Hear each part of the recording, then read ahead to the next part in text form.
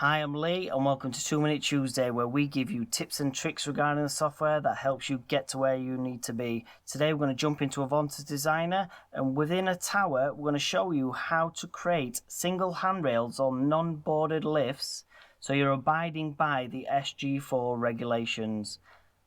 Let's get started. Right, I'm going to drag on a new bay. This can work on any system that you're wanting to draw with.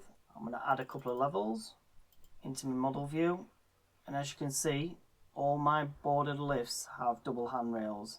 So what I need to do now, I'm going to remove this board level and I'm going to remove this board level and leave a single handrail. I need to click on my bay itself, and in my bay level editor, let me just make this a bit bigger, I've got all my lift levels. This is level 1, 2, 3 and 4. Change level 2 and I'm going to change level 3.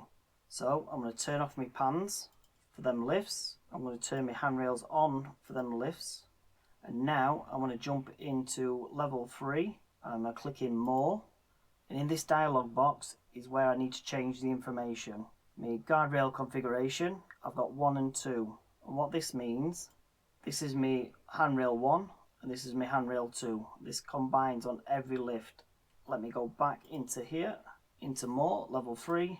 And now onto sides, and in this handrail configuration I don't need my handrail 1, I only need my number 2.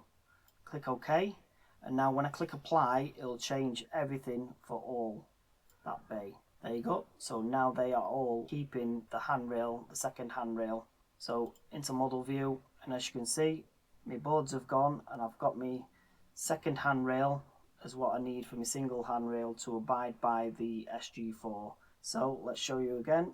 Into level 2, turn off my pans, turn on my handrails back on, and into more, into sides, guardrail configuration, turn off number 1, click OK, click apply, changes them all, into my model view, and there you go.